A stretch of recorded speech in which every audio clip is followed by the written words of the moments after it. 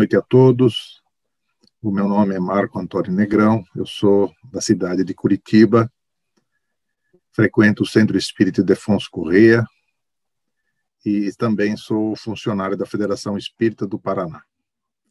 Agradeço o convite do trabalho para a noite e vamos então à nossa apresentação do nosso resumo, né? Para que a gente possa então ir trabalhando com esse capítulo 4. Procurarei ser o mais objetivo possível, porque esse capítulo, como ele fala de planejamento, né? O capítulo 4 é específico, tem o título Estudo das Atividades, e no qual os irmãos Filomeno de Miranda, Spinelli e os outros 48 espíritos que estão nessa tarefa, eles então trazem uma série de informações para nós. Para facilitar o nosso entendimento e para facilitar o nosso resumo, eu procurei agrupar o resumo do capítulo em 3 grandes blocos. Um primeiro bloco, onde se fala dos objetivos, o segundo bloco são os fatos que são colocados ali como informações, e informações gerais que os espíritos, que Manuel Filomeno de Miranda vai colocando dentro desse capítulo. Como eu dividi, então, como eu agrupei isso em 3 grandes blocos, evidentemente que as informações elas vão e voltam dentro das páginas do capítulo, né? Porque, evidentemente, como a gente fui agrupando aí nesses 3 itens, né? Então, fica... não é uma sequência lógica como está na leitura do capítulo, tá bom? Então, tratando do primeiro bloco, que eu denominei os objetivos, né? Então, Manuel Filomeno de Miranda coloca que o objetivo do trabalho, eles estão já no local onde eles farão os trabalhos, né? Como eles colocaram, e ele vai dizendo ali, então, que o objetivo desse grupo era auxiliar a luta no processo evolutivo.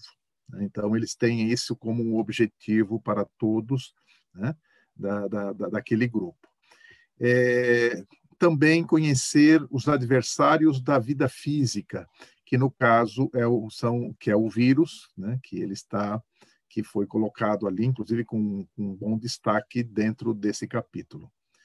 Eles inspirarão os indivíduos às condutas saudáveis de higiene, né, que eles vão falar ali em algum momento da higiene necessária, o álcool, a lavagem das mãos e todos os cuidados necessários para a proteção, né?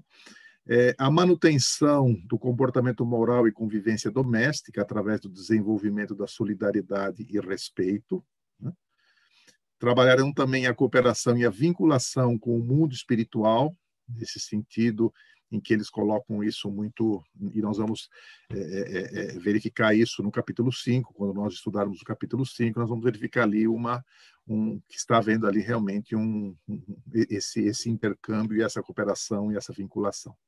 Um outro aspecto que eles têm como objetivo é apressar os ajustes para atingir a paz e a limpeza da psicosfera do planeta, através da transferência para outros locais adequados ao processo evolutivo daqueles irmãos que, então, estariam fazendo essa passagem que nós já lemos alguma coisa no primeiro e segundo capítulo, até o 3º capítulo, né? E no 4º capítulo, então, eles estão colocando isso claramente, que é esse objetivo, então, que é esse processo de limpeza, e como foi colocado também nos outros capítulos, né? Se descreve a psicosfera extremamente pesada do planeta neste momento. E eu tirei ali as palavras do Spinelli, que está ali na página 55, no penúltimo parágrafo, que ele diz o seguinte: fazemos parte dos trabalhadores que estão preparando o futuro para a humanidade. Nós mesmos de retorno ao planeta querido, e por isso todo esforço e abnegação fazem-se necessários para instalar o reino de Deus na Terra em regeneração. Então, quando estava lendo, então, esse capítulo, ou esse parágrafo específico, né? Eu me reportei ao Evangelho segundo o Espiritismo, no seu capítulo 3, onde há, naquele capítulo que é Há muitas moradas na casa de meu pai, nos itens 3 e 4, em que ali está sendo trabalhado o conceito dos mundos, né? E a gente vai percebendo, então, que esse processo todo, como é colocado no item 3 e 4, nos mundos inferiores, a existência é toda material, onde reinam soberanas as paixões, sendo quase nula a vida moral. Esse é um item, né? Nós já passamos por a nossa Terra, e os habitantes dessa Terra, do planeta, já passaram por essa realidade. À medida que esse se desenvolve, diminui a influência da matéria de tal maneira que, nos mundos mais adiantados, a vida é, por assim dizer, toda espiritual. Nos mundos intermediários, que é o nosso caso especificamente, misturam-se o bem e o mal, predominando um ou outro segundo o grau de adiantamento da maioria dos que os habitam. Então, nós vamos percebendo que nós vivenciamos essa realidade, estamos já nesse processo de transição, né, para um planeta de regeneração, mas que ainda imperam essas paixões e a valorização do mundo material, da matéria, né? Então nós vamos percebendo essa realidade que é descrita ali, então, no capítulo 3, Há muitas moradas na casa de meu pai, né? O segundo bloco ele vai trazer para a gente uma série de informações. A primeira delas, que a pandemia ceifará milhares de vidas, né? E ele abre aí nessa condição duas subposições, que uma delas é: alguns passarão por esse processo em função da mudança moral do ambiente do planeta, né? E outros para o exílio após uma convalescença, ou seja, alguns serão retirados desse ambiente e irão para um outro ambiente, né, adequado ao seu nível evolutivo, à sua condição evolutiva, né? Ele vai dizer também quais são os cuidados para nós nos protegermos desse vírus, né? E ele vai dizer nesse processo que esses cuidados gerarão anticorpos que nos protegerão contra esse vírus. E ele vai dizer que ali é o equilíbrio mental, né? A irrestrita confiança em Deus, a oração e a prática da caridade. Então, tendo esses quatro procedimentos, né? O equilíbrio mental, a confiança em Deus, a oração e a prática da caridade, nós estaríamos gerando anticorpos que irão nos proteger em relação a essa doença que está graçando pela humanidade. Mesmo assim, alguns serão atingidos, ele coloca isso, né? Isso em função das leis soberanas da vida, cada um com as suas provas e com as suas expiações, né? Vai colocar também mais um item, que nós estamos vivendo um momento de provação coletiva, em função das condições psíquicas do ambiente, né, do planeta e dos seus habitantes. Vai dizer também que desencarnados das regiões de dores e sombra estão, neste momento, se aproveitando para fazer as suas cobranças, suas vinganças e suas perseguições. E eles também estão estimulando os crimes e as condutas perversas, né? Se nós prestarmos atenção no que anda acontecendo atualmente, né? Já de um ano, que quando nós começamos os primeiros momentos, que foi na metade de março do ano passado, quando nós começamos a ter essas dificuldades todas, todo mundo nas suas casas no primeiro momento, nós ouvimos muitas situações desagradáveis em função desse confinamento que muitas pessoas foram forçadas a ter. Então, realmente, isso condiz com essa observação que Manuel Filomeno de Miranda coloca nesse capítulo 4. Ele vai ressaltar também, né, a luta entre o bem e o mal, né, o certo e o errado, atendendo aos interesses, né, a revolta contra as diretrizes das autoridades, As autoridades inseguras, porque, na verdade, a gente percebe pelo andamento e pelos procedimentos que estão acontecendo, que realmente ninguém sabe muito bem o que fazer, né? Está todo mundo inseguro em relação à tomada de decisões, né? E ele ressalta também a propaganda e estatísticas tendenciosas que levam à desinformação, mas porque eles estão atendendo aos interesses escusos que cada um desses grupos tem em relação a esse problema que nós estamos vivendo. Mas ele ressalta também que, após a tempestade, teremos um novo normal com comportamento diferente, né? Isso é uma coisa também bastante interessante nesses fatos, nessas informações que ele vai nos trazendo. Que encontrarão quadros obsessivos, sutis e graves, né? E o trabalho desse grupo seria, então, acalmar compasses e inspiração para evitar pensamentos destrutivos e pensamentos violentos, né? Que serão atraídos pelos estudos evangélicos, onde haverá condição da criação de vibrações salutares. Nesse capítulo também é introduzida a médium Amália, né, desencarnada pela tuberculose nos anos 50, com menos de 50 anos de idade, que trabalhou ao lado de Áurea Celeste, né, e encerra aquela reunião que eles estão acontecendo ali, que está acontecendo ali no plano espiritual, dentro daquela entidade espírita que eles estão albergados para fazer o trabalho, e ela então encerra o seu trabalho cantando Ave Maria de Gounod. E quando então, pesquisando essa informação, porque é dado que essa senhora trabalhou ao lado de Áurea Celeste, eu fui buscar quem foi essa senhora Áurea Celeste. Então, eu vou trazer para vocês aqui algumas informações muito, muito breves a respeito da biografia dessa senhora. Ela nasceu em Natal, no Rio Grande do Norte, em janeiro de 1874, e desencarna no Rio de Janeiro em 24 de outubro de 1944, aos 70 anos de idade.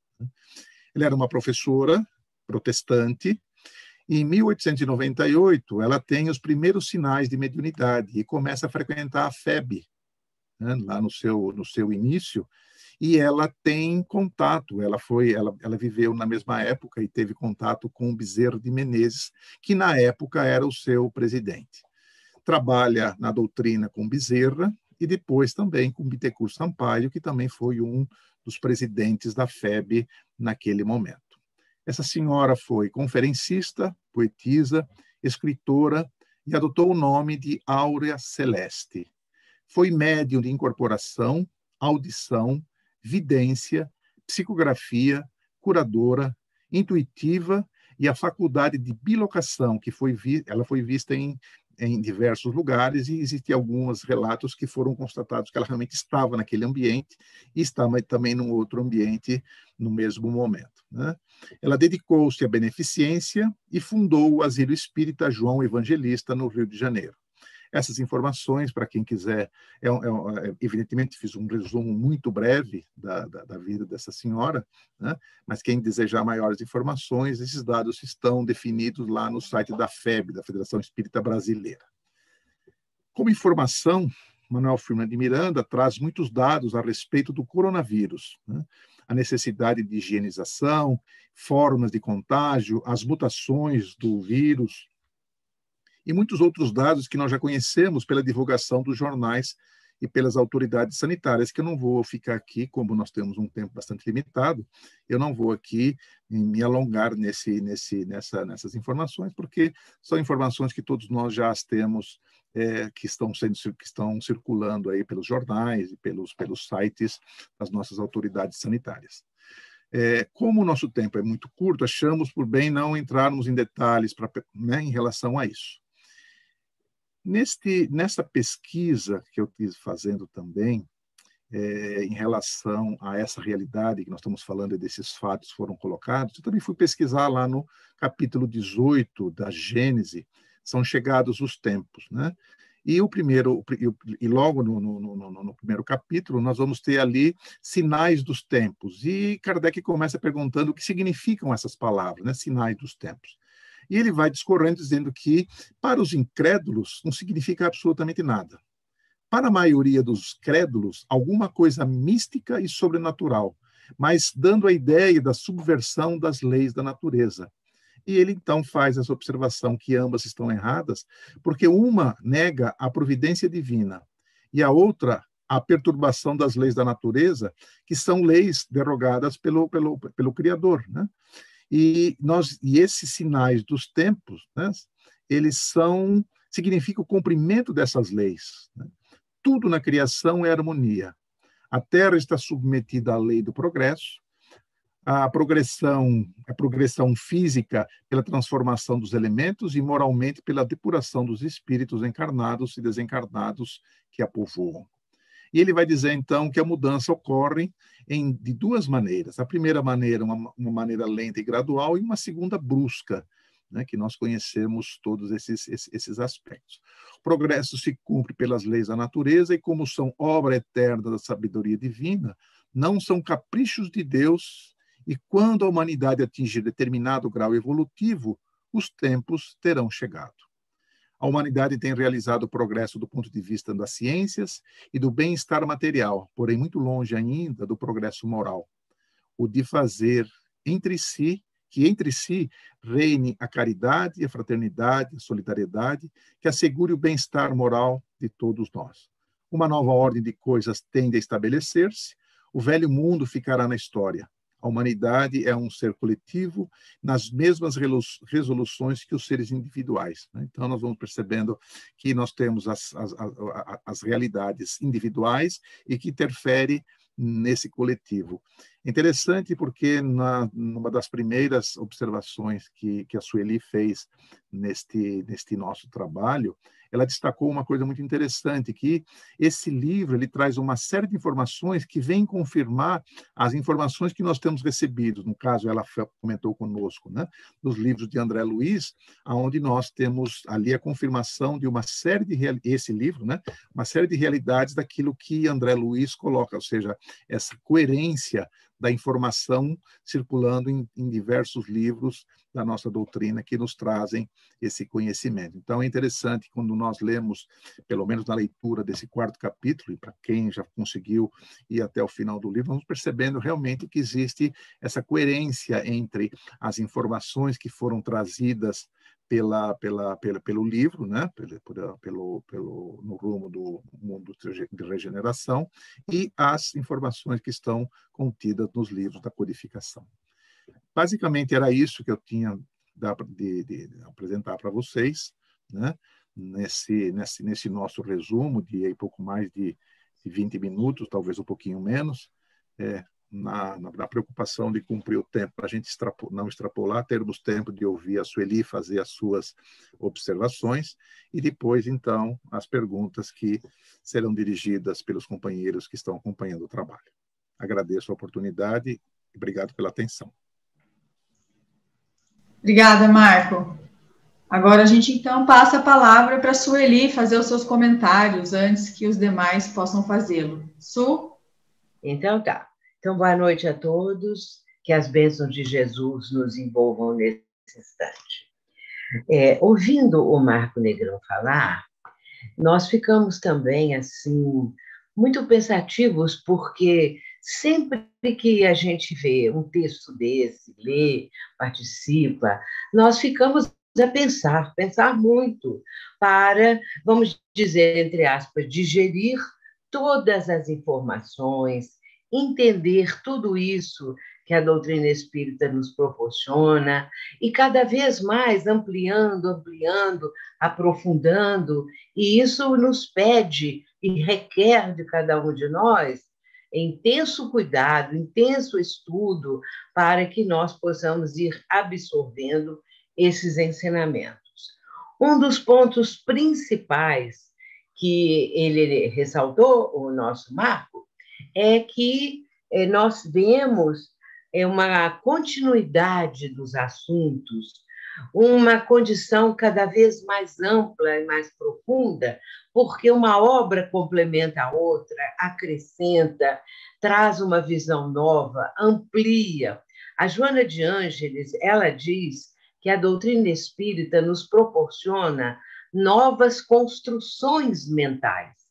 Isso é muito interessante, essa fala dela, porque realmente novas construções mentais que nós antes sequer imaginávamos. Com o Espiritismo, à medida que nós vamos tomando conhecimento de tudo isso que ele nos está proporcionando, essas obras, esses benfeitores espirituais que vão ampliando, como nosso Emmanuel, e agora também Manuel Filomeno de Miranda, André Luiz também anteriormente, e assim por diante. Mas a gente vê nisso uma programação fantástica, uma programação espiritual que nos enternece e também nos surpreende, porque é de uma perfeição, e não podia ser de outra forma, porque obedece às leis divinas.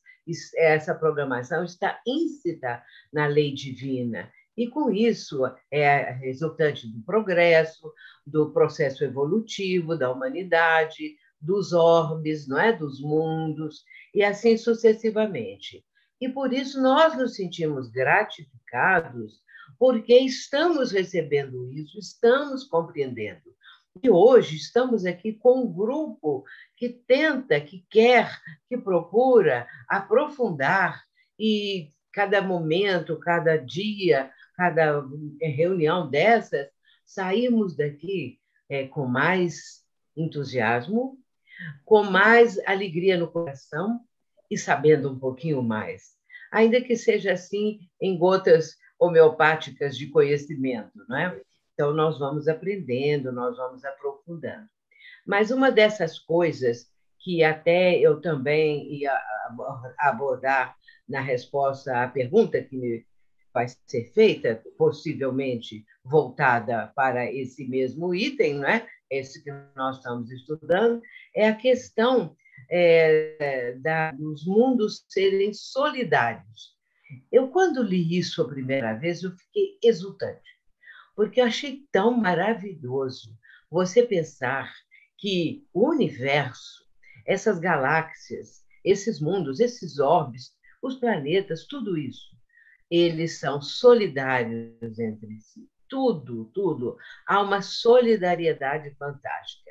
É por isso que, certa feita, há séculos atrás, milênios,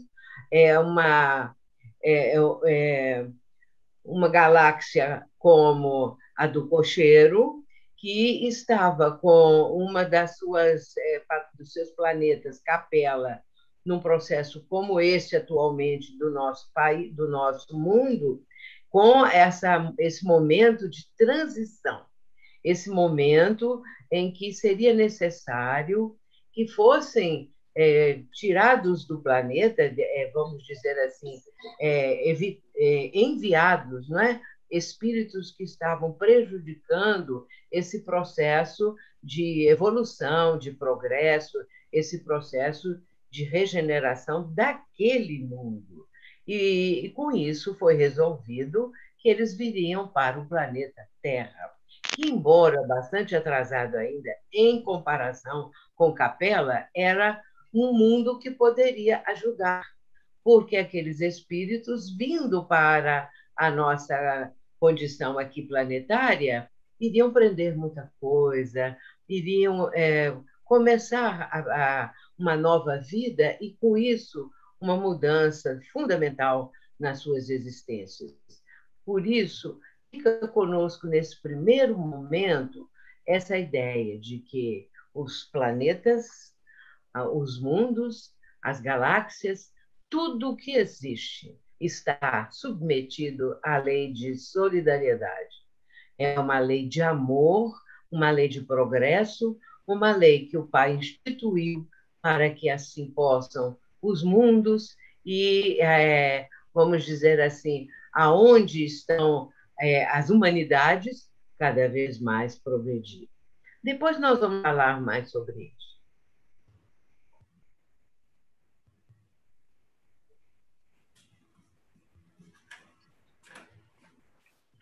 Muito bem. Sóstenes ou Vânia, que estão com o microfone aberto, podem falar. Pela ordem, Sóstenes e depois a Vânia. Então, tá bom, meus amigos. Boa noite a todos. eu ouvindo aqui nossos companheiros Marcos e Sueli, sabe uma coisa que me chamou muita atenção nesse capítulo, né, está lá na página 53, quando, né, nos é dito quem são os comparsas do vírus. E aí nós vamos ver que existem duas formas de vivenciar essa pandemia. O primeiro comparsa do vírus identificado são os comportamentos externos. Está lá dito mais ou menos assim: seus grandes comparsas são pânico, a irreverência de não se acreditar na sua letalidade, questões imunológicas, outras doenças, fala-se da diabetes, derrames, enfim, problemas orgânicos. Mas o que nós vislumbramos aqui é que isso está de acordo com o contexto em que a gente está vivendo. Esse pânico, esse medo, vimos no capítulo passado que isso foi propagado, né, muitas vezes lá no início pela mídia.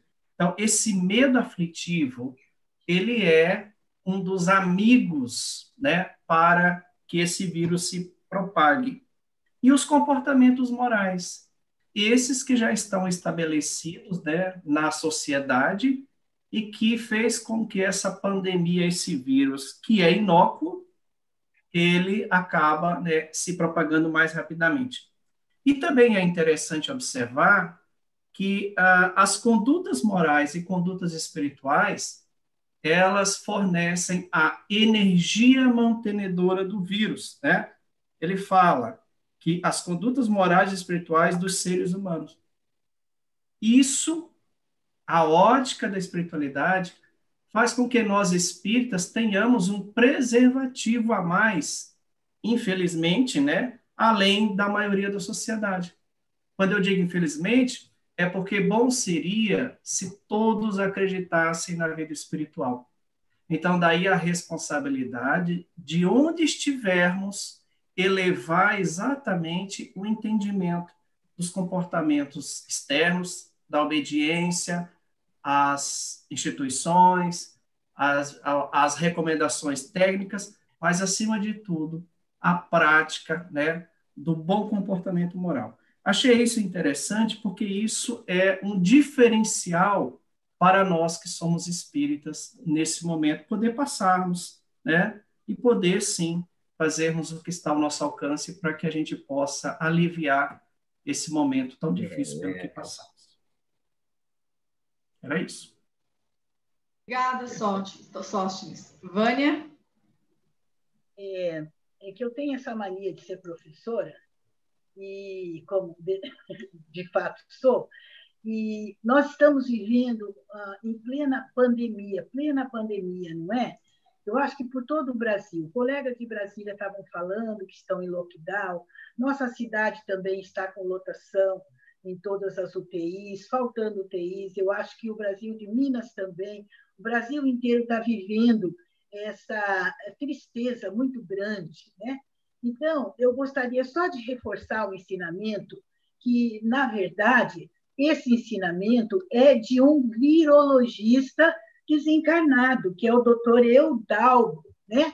É um virologista do Rio de Janeiro, que já tem essa experiência. Então, ele vem nos informar, e isso é ele que está falando. Não é o fulano, não é o Beltrano, é o espírito virologista da equipe de espíritos de Manuel Filomeno de Miranda, de Spinelli, de Francisco de Assis e tudo mais. Então, ele vai falar que o vírus é de fácil contágio direto através das vias oral, nasal e ocular, né? Então, tem muita coisa aí que dizem que não é e tal.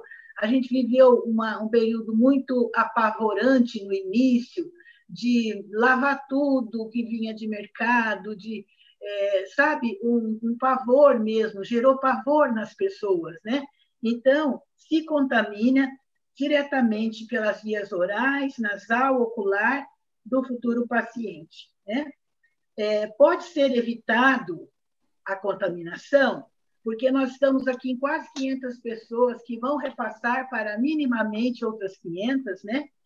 Pode-se evitar através das mãos que recebem as partículas,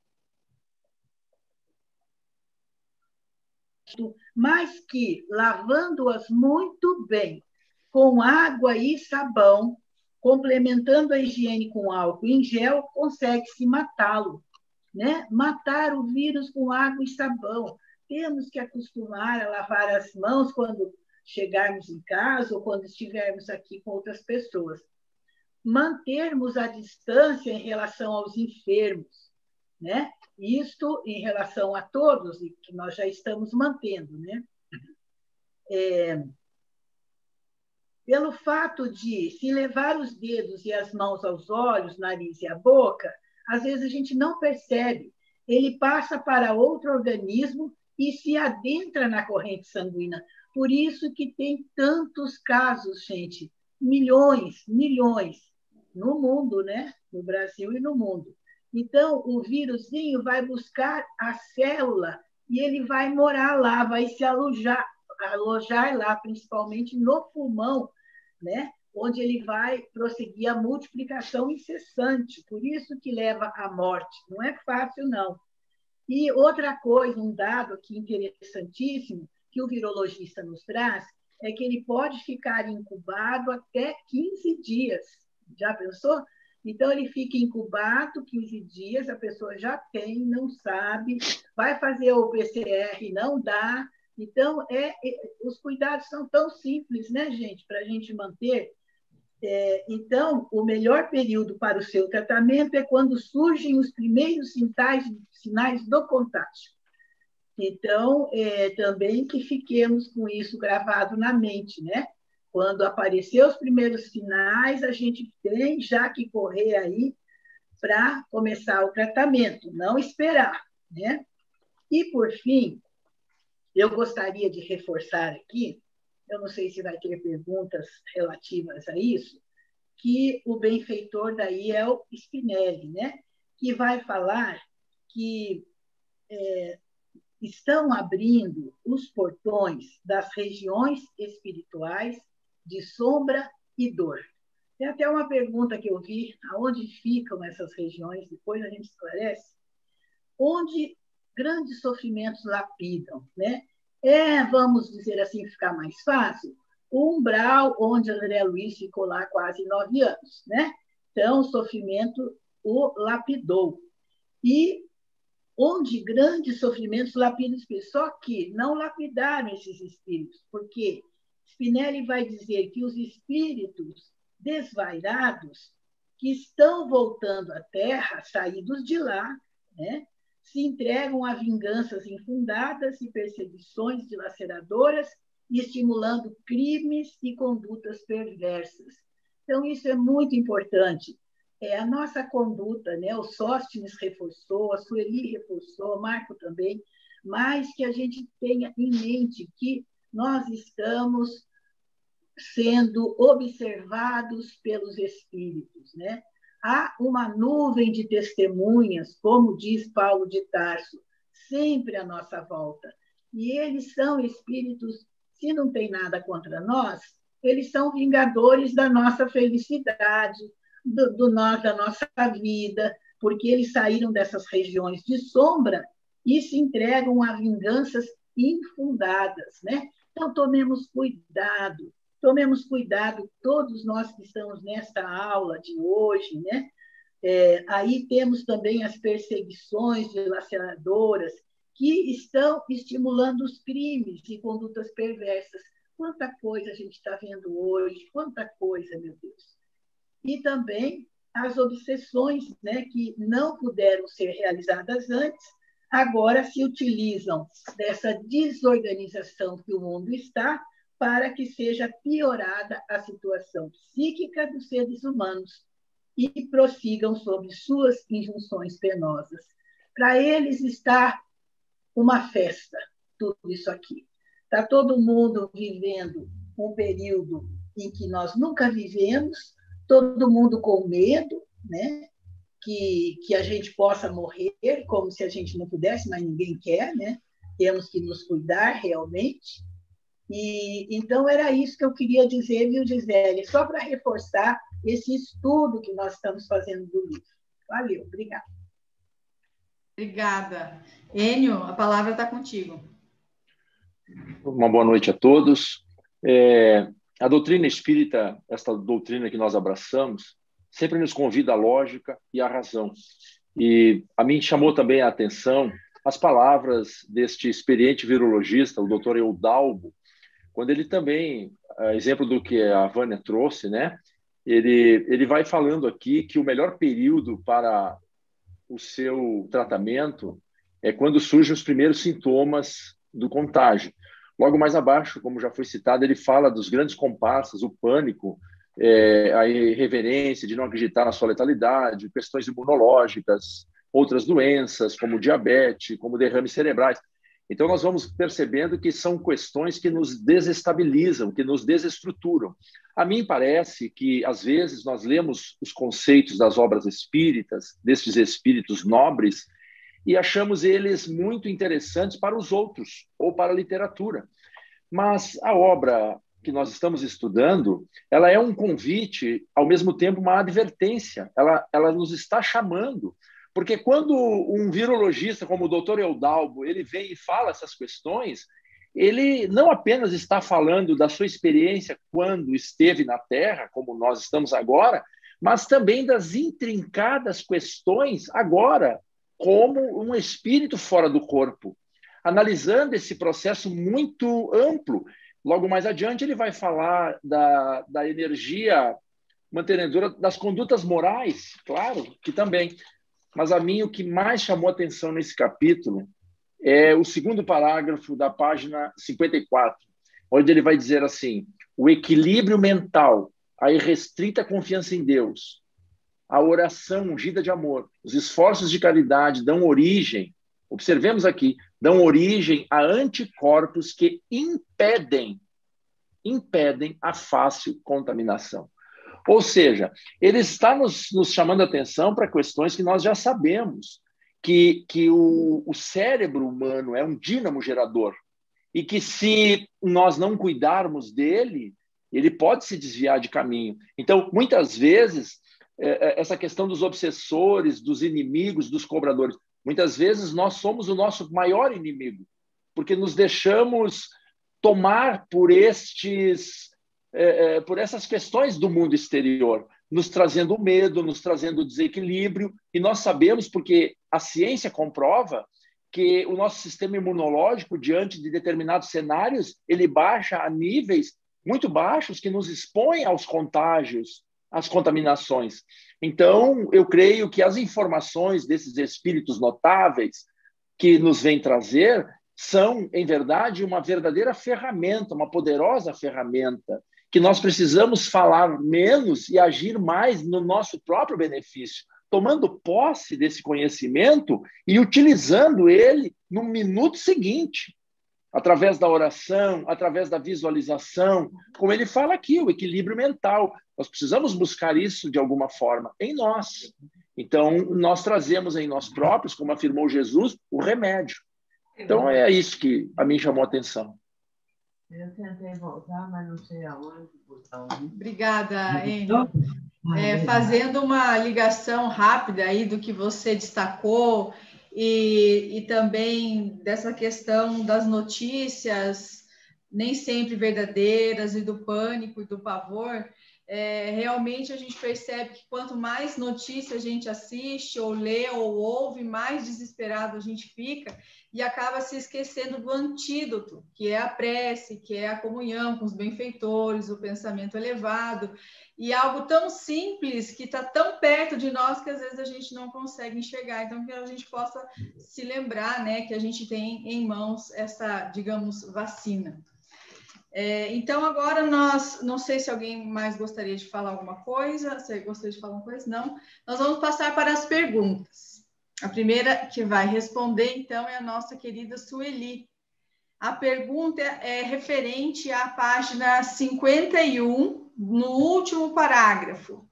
Mais cruel do que uma guerra, a pandemia em tela ceifará centenas de milhares de vidas, algumas em razão do natural processo de mudança moral do planeta para mundo de regeneração, e outras que deverão partir para o exílio após o período de convalescença nas respectivas comunidades às quais se vinculam.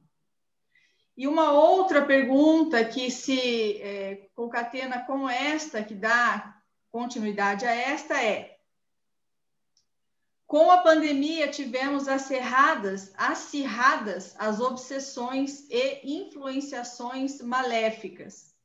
O processo de regeneração implica também na mudança para outras regiões dos espíritos que habitam nossa psicosfera? A mudança moral, então, se dá no planeta físico e também em toda a região energética, fluídica que nos rodeia? Sua palavra está contigo. Pois não. Interessante também, a primeira e a segunda é a mesma coisa, a gente entende mais ou menos o sentido das duas, né? Mas o que a pessoa está perguntando aqui é se essa mudança moral que se dá no planeta físico e também em toda a região energética fluídica que nos rodeia, como é que ficaria isso, né? Nós tínhamos falado, logo naquele primeiro momento dos nossos comentários, a respeito dos mundos, porque esse é um tema recorrente que eu tenho sempre agora apresentado, devido a ter assim, uma sensação de uma profundidade, de um amor que a gente começa a vislumbrar. Esse amor divino, quando você entende que os mundos são solidários, que as pessoas são solidárias, você, de repente, você tem uma noção de amor universal que é belíssima. Mas eu quero trazer aqui também, para ter uma ideia de como funciona isso, um trecho que está em A Gênese, no capítulo 18, quando diz o seguinte, no item 8, para que nós possamos saber como existe uma reação, como as coisas funcionam. De sorte que as nebulosas reagem sobre as nebulosas. Os sistemas reagem sobre os sistemas, como os planetas reagem sobre os planetas, como os elementos de cada planeta reagem uns sobre os outros, e assim sucessivamente até ao átomo. Daí, em cada mundo, revoluções locais ou gerais que só não parecem perturbações porque a brevidade da vida não permite se lhes percebam mais do que os efeitos parciais. Portanto, no mesmo sistema planetário, todos os corpos que o constituem reagem uns sobre os outros. Nós vamos começar a entender o planeta, a nossa vida, a nossa humanidade. E em ponto pequeno, em ponto individual, pessoal, de repente nós vamos entender que um reage sobre o outro, uma pessoa sobre a outra, vamos dizer, uma atitude sobre a outra, e nós sabemos disso, porque à medida que nós vamos realizando determinadas ações, elas vão influenciar as pessoas de uma forma ou de outra, dependendo também daquilo que nós estamos colocando e daquilo que a pessoa está absorvendo. Por isso, é muito importante essa pergunta para entender que essa condição desses espíritos que vão para o exílio não é, logicamente, um umbral, porque eles vieram de lá. Eu vou contar uma coisa para vocês. No ano de 1952, 54, no Centro Espírita Ivon Costa, do qual eu participava, um dos fundadores era uma pessoa muito benquista, muito querida, que era o seu Exaltino da Silveira Filho. O seu Exaltino era amigo íntimo do Chico Xavier. Então, ele ia lá 2, 3 vezes por ano ele ia, ainda era em Pedro Leopoldo, ele ia lá para ter contato com o Chico, porque o Chico só mudou para Uberaba em 59. Então, essa data aí de 52, 54, o Chico ainda estava em Pedro Leopoldo. E o seu Exaltino, quando ele voltava da visita que fizera ao Chico, todos nós logo corríamos para perto dele, e eu, na época, muito jovenzinha, adolescente também, mas sempre interessada nisso tudo, era uma das que corriam, meu pai, minha mãe e tal, e íamos ouvir o relato do seu Exaltino.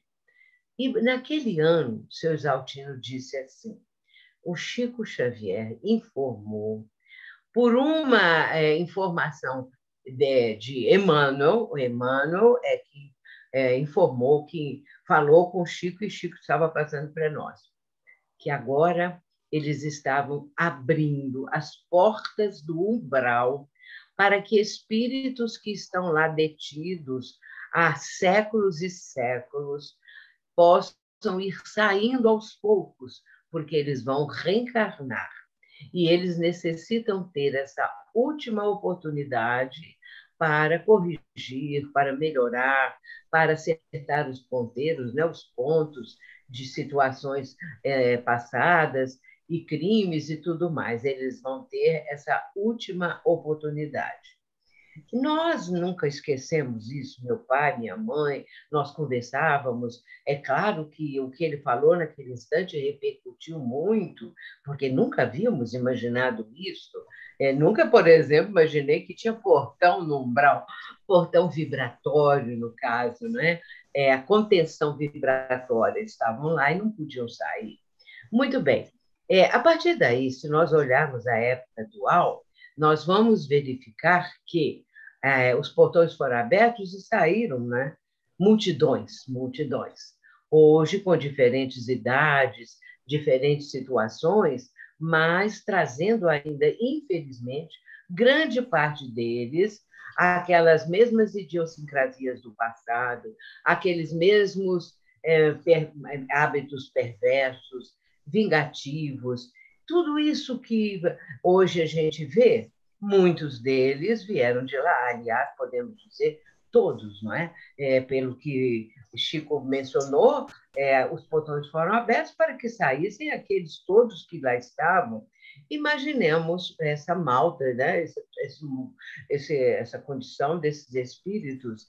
E agora nós estamos vivendo essa grande transição. A grande transição também foi prevista ao longo de milênios. Havia já uma ideia, uma noção e um ensinamento que isso iria acontecer, que um dia uma grande transformação aconteceria no orbe terreno. E muitas coisas seriam modificadas, melhoradas, e assim por diante. Hoje em dia, nós estamos vendo isso. Esses espíritos que estão destoando dessa condição que o planeta agora está assumindo, vai aos poucos assumir, eles vão para o exílio, porque senão não aconteceria o mundo de regeneração. E temos que entender que o mundo de regeneração é um mundo de patamar vibratório superior. Se esses nossos irmãos permanecessem, estariam também ainda perturbando, prejudicando. Porém, quando houver esse exílio, não é, que já deve estar acontecendo, eles vão sendo, então, levados para esses mundos solidários, porque é isso que eu falei no início, lembrando dessa solidariedade entre os mundos. E o nosso planeta Terra está recebendo a solidariedade do planeta, da constelação que vem de Alcíone, não é? Aliás, das Pleiades, melhor dizendo. E um dos mundos é Alcíone, cujos espíritos já estão encarnando aqui no planeta. A gente não vai falar reencarnando, porque é a primeira vez que eles vêm, não devem nada, estão vindo por amor, por sacrifício, não é? Eles vêm para ajudar a nossa humanidade, para que nós possamos dar um salto de qualidade, vamos dizer, um salto quântico, como gosta de dizer Divaldo, não é?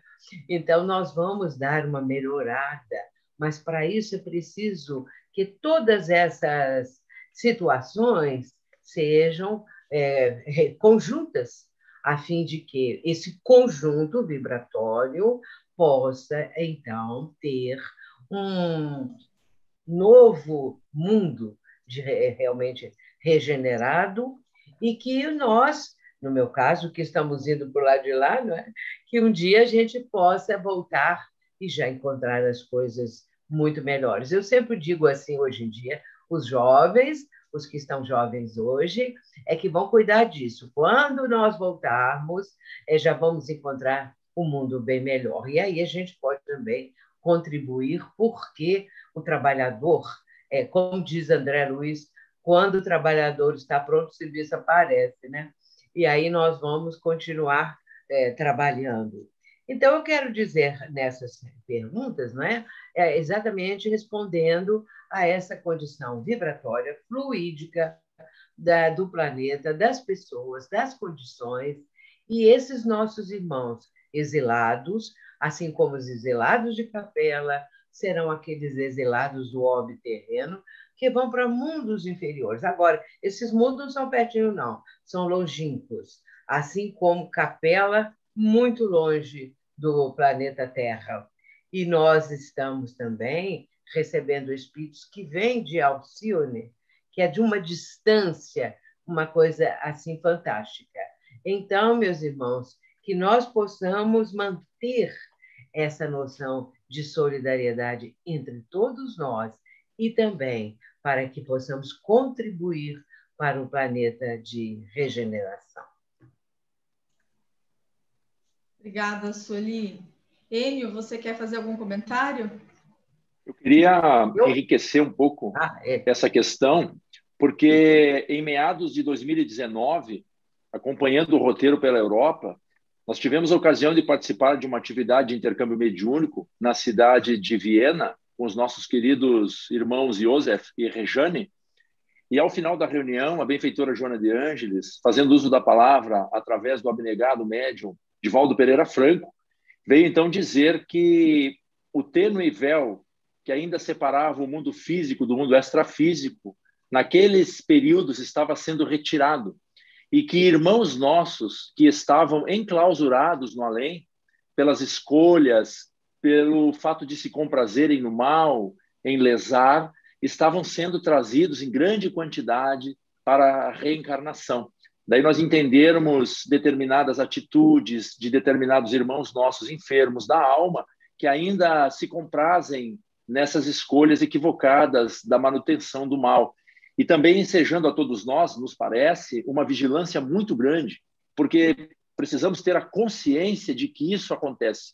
Como a nossa querida Sueli acabou de dizer, desses nossos irmãos vindos de Alcione, para alavancar esse processo, esse progresso, também aqueles outros que ainda estagiam na tentativa de deter a marcha do progresso, comprazendo-se do mal, ensejam grande cuidado, grande vigilância de nós outros que estamos despertando para as questões do espírito. Deveremos ter o cuidado, ter a vigilância de que essa interação ela está se dando de uma forma tão intensa, muito intensa, porque não se pode mais falar lá e aqui, e sim o todo convivendo dioturnamente. Era isso. Perfeito. Agora a pergunta vai para o Marco Negrão. No segundo parágrafo da página 52, temos o seguinte, abre aspas. Os vírus são um dos capítulos mais complexos entre os organismos que existem na Terra. A sua formação é muito simples na sua estrutura e posteriormente descobriu-se que podem ser manipulados em laboratórios, apresentando mutações que geram dificuldades imensas para que sejam fabricadas as vacinas que os podem dizimar. Como podemos refletir mais sobre esse aspecto?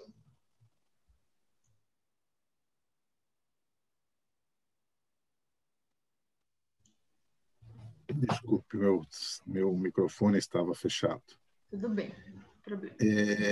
Eu acho importante nessa pergunta, é uma reflexão que a companheira está pedindo, né? Ou a pessoa que fez a pergunta e a observação. Então, é uma reflexão que eu acho importante frisar, que é a minha reflexão. Tá? Analisando o livro e as informações nele contidas, a gente pode refletir sobre alguns aspectos. E eu colocaria 3 aspectos. O primeiro deles, o livro No Rumo do Mundo de Regeneração, de Manuel Filomeno de Miranda, ele comenta o tempo todo sobre as imperfeições da humanidade que ainda teima em manter-se distante dos ensinamentos do Cristo. Se nós olharmos a pergunta 918 do Livro dos Espíritos, né, que diz que a pergunta por que indícios se pode reconhecer em um homem o progresso real que lhe elevará o espírito na hierarquia espírita? E o Espírito Verdade vai dar ali uma série de informações, uma série de indícios, né, de como se reconhece o homem nesse progresso real, nessa hierarquia. E lá ele vai dizer que o espírito prova a sua elevação quando todos os atos da sua vida corporal representam a prática da lei de Deus, e quando antecipadamente compreende a vida espiritual, que nada mais é do que aquilo que nós estamos falando praticamente nessa hora que nós estamos juntos aqui, né? E principalmente ele encerra, nós lemos a pergunta, né? Ali se encerra com esse parágrafo, para esses indícios, né? Respeitem, enfim, em seus semelhantes todos os direitos que as leis da natureza lhes concedem, como quer que os mesmos direitos lhes sejam respeitados, né? Aí o ensinamento do Cristo que nós, como humanidade, ainda não conseguimos colocar, fazer ao outro o que eu gostaria que ele me fizesse. E Manuel Filomeno de Miranda, então, nos informa que o vírus veio para nos despertar para as coisas da vida espiritual, que a humanidade ainda está voltada para a realidade material, né?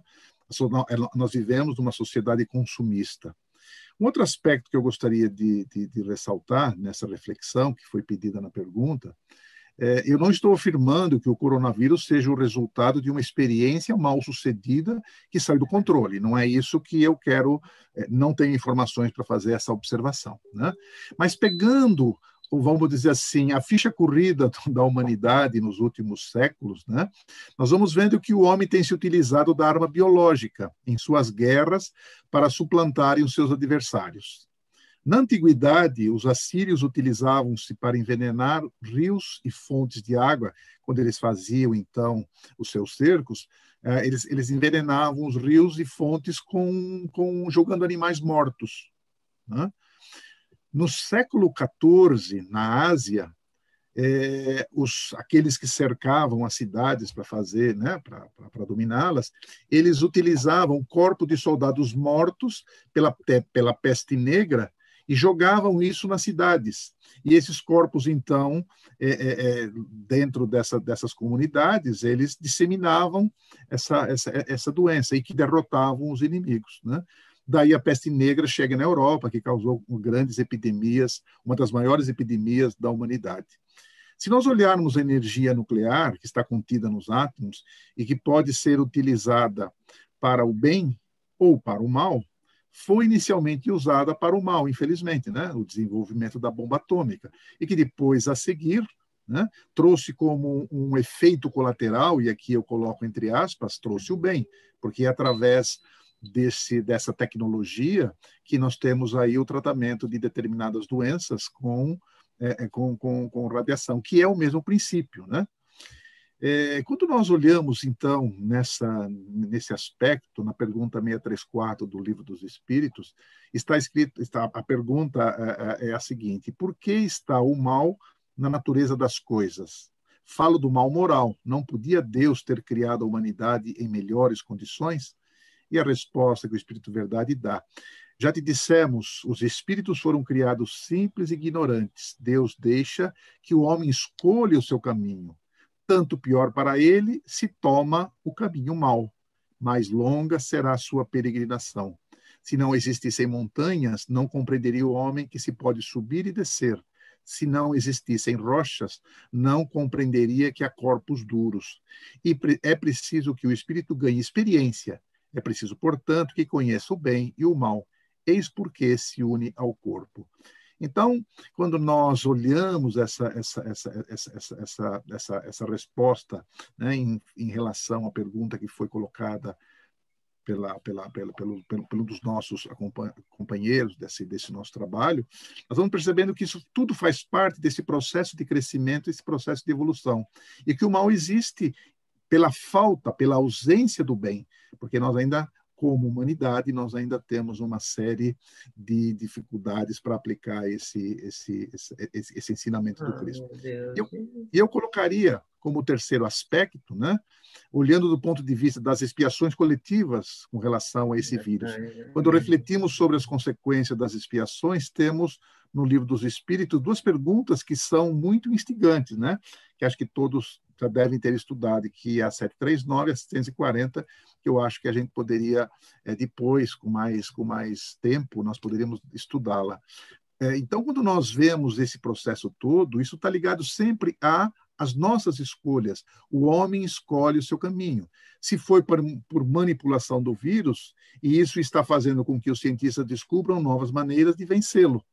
Mas será que o vírus já cumpriu o seu papel? Será que as mutações não são necessárias para que o processo continue? E aí eu estava, logo que começou essa pandemia, lógico, as notícias já associavam essa nossa pandemia àquela pandemia da gripe espanhola que aconteceu no mundo entre 18 e 1920, né? E que ela teve também 3 ondas de contágio, sendo que a segunda, que aconteceu em agosto de 1918, foi a que criou o maior problema. Então, quando a gente olha essas realidades que nós estamos vendo hoje e acompanhando o que já aconteceu no passado, nós vamos percebendo que, na verdade, são ciclos que vão retornando. E interessante também que as dificuldades encontradas naquele momento lá, no início do século XX, de 1918 a 1920, os problemas eram os mesmos: falta de leito, problema de isolamento social, desrespeito às recomendações das autoridades sanitárias. Então, nós vamos percebendo que tudo aquilo que aconteceu lá está acontecendo aqui novamente, e nós ainda continuamos não aprendendo as lições. Então, eu acho que, pelo que eu pude entender da pergunta, eu acho que seriam essas 3, vamos dizer assim, devem existir mais, evidentemente, mas nessa rápida análise, eu colocaria esses 3 aspectos como uma reflexão a respeito do vírus. Obrigada, Negrão. Agora a pergunta seguinte vai para o Sóstenes. Doutor Eudalbo fala que já não mais respirarão a atmosfera da Mãe Terra que envenenaram com seu comportamento extravagante e rebelde. Poderia explicar melhor com exemplos que comportamentos são esses nos dias de hoje? Vamos lá, então, colegas. Primeiro, nós vamos nos servir aqui do capítulo 18 da Gênese. São chegados os tempos, né, aonde Allan Kardec nos traz 2 tópicos importantíssimos. Aliás, esse capítulo 18, que a Sueli já falou nele, o Marcos já falou também, ele remete muito a este capítulo que nós estamos estudando, né? Ali nós temos 2 tópicos: sinais dos tempos e a geração nova. E Allan Kardec vai nos trazer também observações de 2 espíritos eminentes na sua, né, reflexão, que é o Arago e o Dr. Berry. Vamos lá. Então, primeiro, o espírito Arago, ele diz o seguinte, que moralmente a humanidade progride pelo desenvolvimento. Então, ele estabelece 3 condições que a humanidade vai progredir, que é desenvolvimento da inteligência, desenvolvimento do senso moral e do abrandamento dos costumes. São 3 premissas para que os espíritos que possam transitar no mundo, né, de regeneração tenham. Então, essas três condições, elas são premissas norteadores da existência de quem deseja estar no mundo de transição para a regeneração. Também nos fala o seguinte, que o progresso intelectual do nosso planeta, ele avançou, mas falta fazer o imenso progresso moral. Essa palavra imensa, ela já reflete o nosso estado. Ou seja, nós temos muito mais espíritos atrasados moralmente hoje, portanto, com poucas condições de permanecer na Terra, né, no mundo de transição, do que aqueles que já estão com a conduta moral elevada, digamos assim. E aí a gente chama, né, aquela reflexão do Cristo, que aqueles que herdarão a terra serão bem-aventurados, os mansos e pacíficos, né? Aqueles todos dentro das suas colocações são os que aqui permanecerão. Então a gente começa a ensaiar qual é a característica do comportamento necessário para permanecer aqui e não emigrar, né? Não, entre aspas, ser expulso da escola terra do momento. E ainda vai dizer o Espírito o seguinte, que além de desenvolver a inteligência, necessita levar o sentimento. Destruir tudo o que superexcite o orgulho e o egoísmo. Vamos, então, fazendo aí, né, as características daqueles que permanecerão. Portanto, nós temos o quê nesse momento? Diretrizes existenciais, né, para aqueles que cumprem as leis morais. Se não conseguirmos, né, diminuir o egoísmo, o orgulho, os instintos, nós não transitaremos neste momento, né? Nós não estaremos imersos nessa transição para o mundo de regeneração.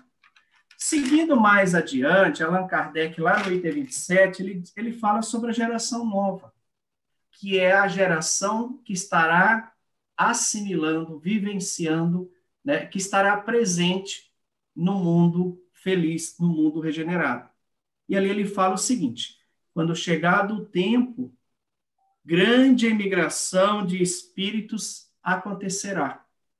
Para quem? Aí ele define, os que praticam o mal, ainda não tocados pelo sentimento do bem. Então, são esses aqueles que emigrarão.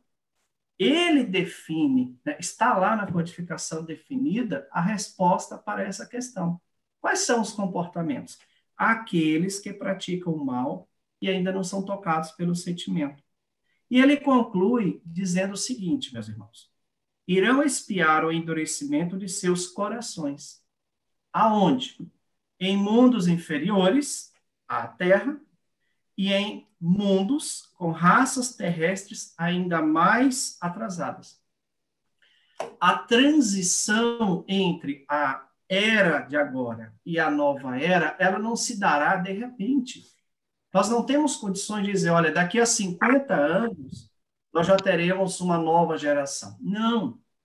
Nesse momento, o mundo está feito, está habitado por espíritos muito atrasados, por aqueles que saíram das regiões umbralinas após a abertura dos portões fluídicos, por espíritos que encarnaram por primeiro aqui na Terra, que estão ajudando, inclusive, o desenvolvimento, por que não, dos medicamentos, das vacinas. E aqueles que estão já há algum tempo, mas já estão mudando o seu comportamento. Por fim, Kardec revela o seguinte, quais são os espíritos atrasados? Né? Aí nós chegamos ao cerne da questão.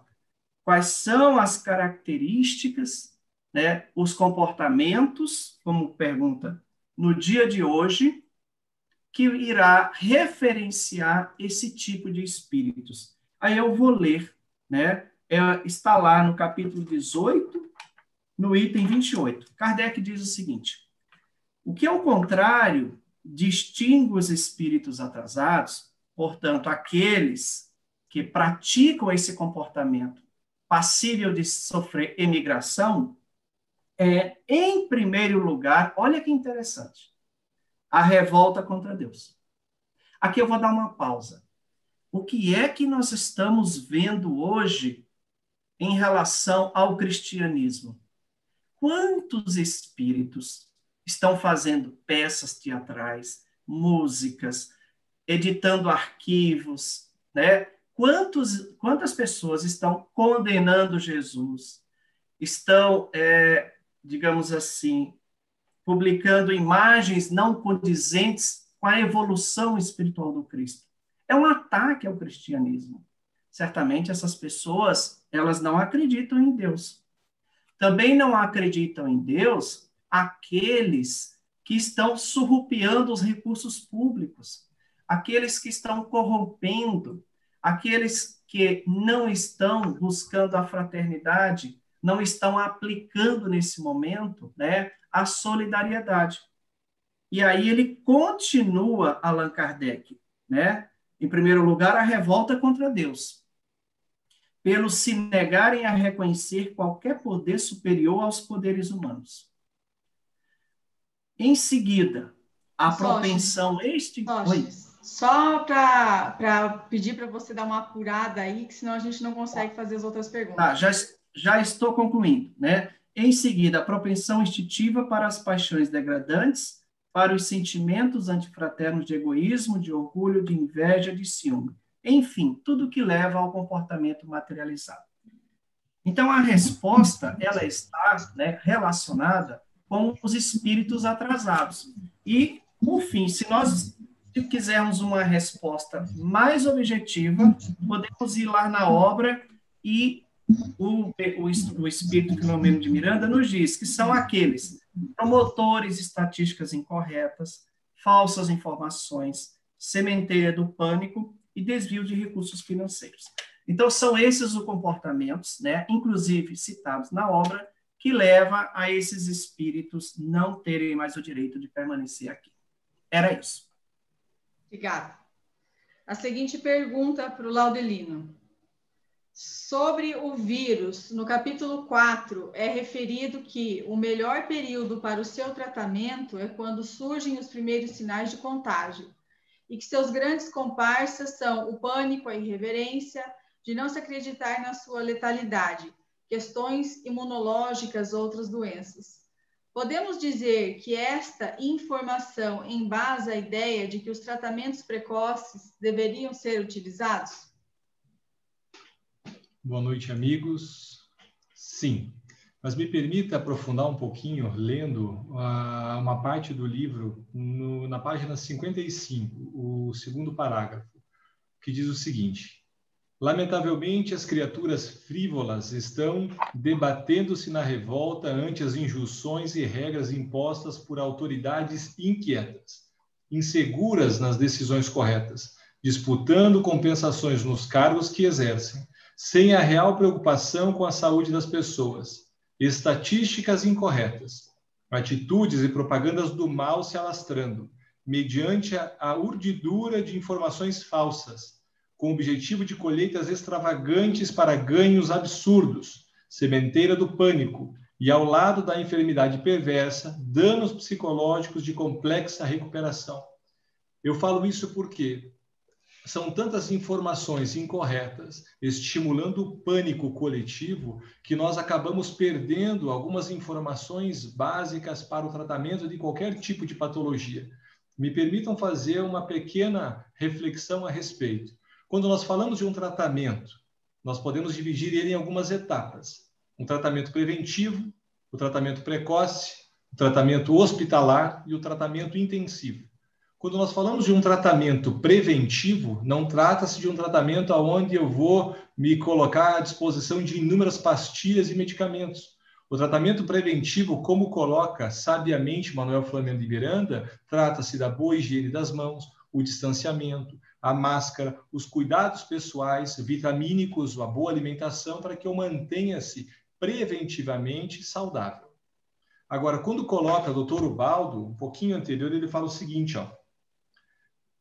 O vírus pode ficar incubado por 15 dias e o melhor período para o seu tratamento é quando surgem os primeiros sinais do contágio. Ou seja, ali está o tratamento precoce. Surgiu os sinais do contágio. Eu preciso agora começar um tratamento, porque já existe a patologia. Mas o tratamento preventivo é o quê? A patologia não está instalada. Eu estou prevenindo para não ter a patologia.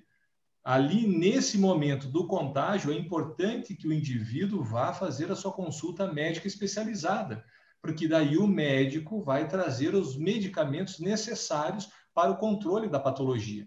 E medicamentos que são tão debatidos, às vezes, exatamente por as questões políticas e por informações falsas que acaba atormentando a população. Então, quando nós vemos nesse capítulo 4, teve os sinais e sintomas do contágio, inicie o tratamento precoce, porque ali estará os melhores resultados do seu tratamento. Obrigada. O próximo que vai responder agora é a próxima, Vânia. Na página 55, terceiro parágrafo, quando diz: novos comportamentos serão necessários, inusitados instrumentos serão colocados a serviço da sociedade. Que seriam esses inusitados instrumentos? É interessante, porque quando eu li este parágrafo, eu também fiquei curiosa, e aí fomos buscar, né, os subsídios em obras. Vamos encontrar subsídios nas obras de André Luiz, quando ele fala a respeito da ciência no além, das ferramentas que se utilizam, dos recursos que se utilizam, mas que ainda não temos aqui na Terra, e também a exemplo dos equipamentos que instalam nas reuniões mediúnicas, principalmente de desobsessão, de que nos fala Manuel Filomeno de Miranda, mas que ainda não encontraram termos mais precisos para designar as coisas do mundo espiritual para o mundo corporal. Então, o nosso querido benfeitor Spinelli não colocou quais serão esses instrumentos. No entanto, pensamos que poderemos dizer que são as conquistas tecnológicas na área da medicina, implantes de determinadas células, são os estudos que estão sendo realizados com o sêmen para poder evitar outras doenças. Nós iremos contar, melhor dizendo, com a genética, a engenharia genética, para poder evitar determinados conflitos e sofrimentos para a criatura humana. Estamos vendo aí. A sociedade não terá as dores de hoje. Imaginamos que não terá. Acredito que seja isso que o benfeitor pretende dizer com esses instrumentos que estão sendo utilizados no mais além e que ainda não há sequer palavras para poder defini-los aqui na Terra. Também nós iremos encontrar subsídios no livro de Eurípides Kiel, Espiritismo e Genética, editado pela FEB, em mensagens também do espírito Viana de Carvalho, no livro Atualidade do Pensamento Espírita, e também do espírito Joana de Ângeles, no livro Dias Gloriosos. E quando isso se dará? Quando isso se dará?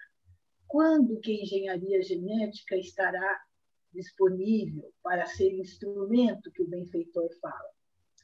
Então, é importante o nosso estudo em grupo, porque o benfeitor vai dizer no mesmo parágrafo que novos comportamentos serão necessários. Já falamos muito aqui sobre isso hoje. Então, para que esse avanço se dê, nós teremos que mudar. Teremos que mudar para melhor o nosso comportamento.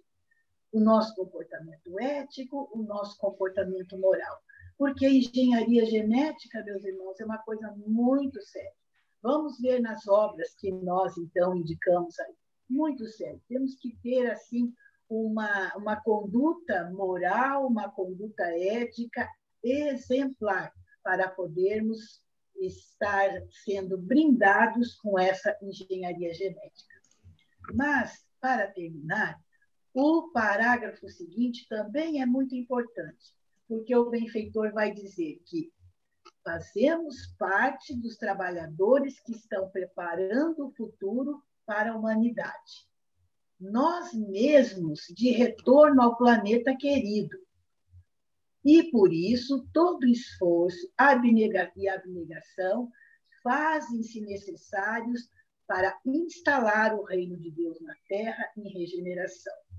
Esses espíritos de escola estão trabalhando para preparar o futuro da humanidade, futuro para a humanidade, inclusive porque eles mesmos estarão retornando, estarão reencarnando, espíritos nobres, né? Então, ele vai dizer que todo esforço que eles irão fazer, a abnegação que terão de ter, são necessárias para instalar o reino de Deus na terra de regeneração. Seria isso, Gisele. Obrigada. E, por fim, então, a última, mas não menos importante pergunta para o nosso companheiro Vitor.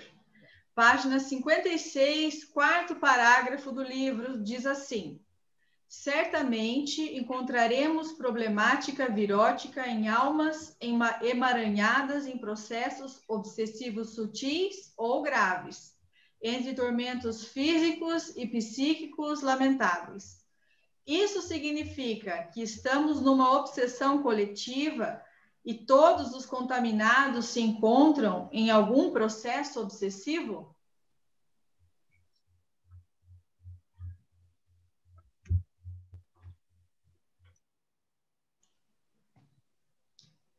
Vitor, se você estiver falando, você está com o microfone fechado. Obrigado, Gisele. Nada. Então, eu vou tentar ser o mais sucinto possível para não ultrapassar o horário, porque tem um aspecto financeiro, vamos dizer assim, do canal. Então, não, Vitor, pode ficar tranquilo, Vitor. É brincadeira. Se passar uns minutinhos, não tem problema. É brincadeira de mineiro. Mas, então, a questão é o seguinte. Evidentemente que quem está obsidiado, quem está com problemas obsessivos, e, de repente, ele é contaminado pelo Covid-19, ele vai ser uma pessoa contaminada pelo Covid-19 com processo obsessivo. Se antes de adquirir a instalação do Covid-19 ele não tinha problema obsessivo, então ele é uma pessoa que vai ter o Covid-19 e não vai ter um processo obsessivo. Ou vai ter um processo obsessivo muito lento, né, muito suave, sutil, que é o simples, tem um mais favorável no caso de ser trabalhado, tem a fascinação e tem o processo da subjugação. Isso que Kardec estuda vai fazer parte do nosso conjunto de internalizações a respeito daquilo que a gente já traz conosco. O fato de ser contaminado ou não é um fator a mais. É a mesma coisa que a gente querer dizer que quem tem câncer, ele vai ser uma pessoa que está contaminado pelo câncer e vai ser obsidiado? Não, se ele era obsidiado antes da doença o atingir, ele vai ser um canceroso já com processo obsessivo. Então, é nesse ponto. Então, a gente tem que lembrar, na questão 459, o Kardec vai perguntar da influência dos espíritos em nossas vidas, a gente vai entender que é muito mais, né, conforme os espíritos respondem, muito mais do que a gente possa imaginar e que rotineiramente são eles que nos dirigem. O grande problema, quando a gente vai considerar processo obsessivo durante o processo da pandemia, é que, na pandemia, há uma densidade emocional muito grande, há uma queda de valores, vamos dizer assim, físicos que a pessoa, e também de valores emocionais, porque a pessoa já sabe um pouco da periculosidade, né, se for no estágio mais final, porque a gente não pode esquecer do Covid, tem pessoas que são assintomáticas, né? Não tem, mas tem o vírus, mas são assintomáticas. Tem as outras pessoas que entram, faz um tratamento ambulatorial, tratamento de quarentena, tudo bem. Tem aqueles mais severos e tem aqueles que necessitam de internação e até de intubar, se for o caso. Então, o que a gente percebe? Que quando a pessoa vai para níveis maiores, a fragilidade emocional dessa pessoa vai diminuindo, assim, em termos de quê? De desespero, de medo, da finitude da vida física, ela vai...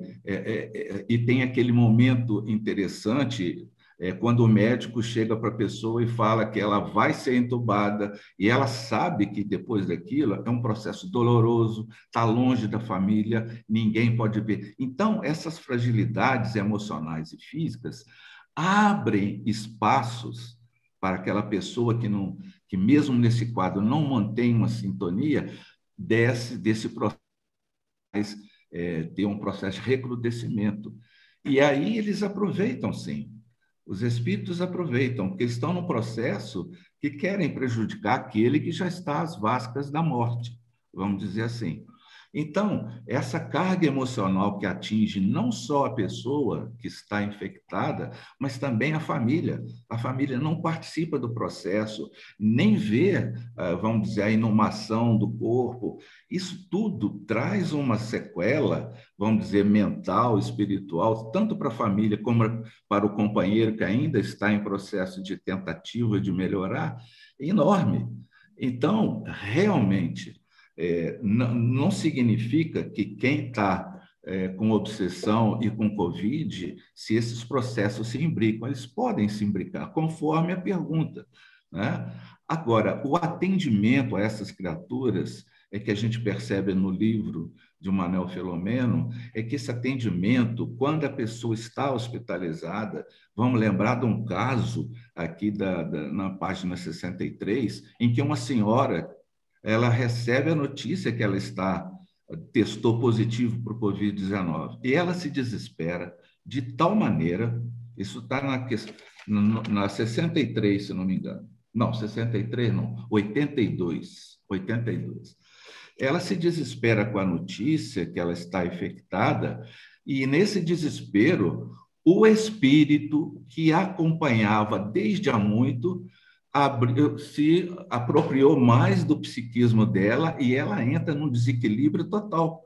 E os benfeitores tiveram que auxiliar. Eles estavam fazendo uma visita a um hospital, Manuel Filomeno e outras pessoas. E vamos lembrar o caso também de Malvina. Malvina está submetida a uma pressão vibratória espiritual pesada, com dores crudelíssimas ali, e os espíritos incentivando todo aquele processo de negatividade em cima dela, ela sofrendo aquilo tudo, mas a percepção dela espiritual atenuava pela presença de benfeitores também, que sabiam do caso dela. Então, isso é atenuado. Aí a gente vai entender a questão da nossa vinculação com as correntes do otimismo, com o hábito da oração, de tentar ter o maior tipo de equilíbrio possível para facilitar que os benfeitores nos auxiliem. Não só aquele que está pacientado, vamos dizer assim, no hospital, como suas famílias. Aí vem o hábito também do culto do lar, o hábito da oração, para que eles possam fazer esse tipo de atendimento, tanto no paciente como em sua família. Então, a pergunta que foi feita é o seguinte: estamos numa obsessão coletiva? Claro que sim, todos nós estamos submetidos a esse processo pandêmico e espiritual também. E mais ainda, nós estamos na hora de mudar o nosso foco. Conforme foi dito pela Vânia, novas situações virão, novos instrumentos, novos hábitos. Isso é uma dinâmica. Nós vamos sair dessa diferente do que entramos. Não seremos mais as mesmas pessoas. Era isso que eu queria dizer. Muito obrigada, Vitor. Então, agradecemos a todos os que estiveram presentes até esse momento. Algumas perguntas, infelizmente, não conseguimos responder, mas ficarão para a próxima semana. quarta-feira, 20 horas, a sala abre às 19h30. Podem encaminhar para nós as perguntas com antecedência, aqueles que assim desejarem. Iremos estudar, então, na quarta-feira que vem, o capítulo 5.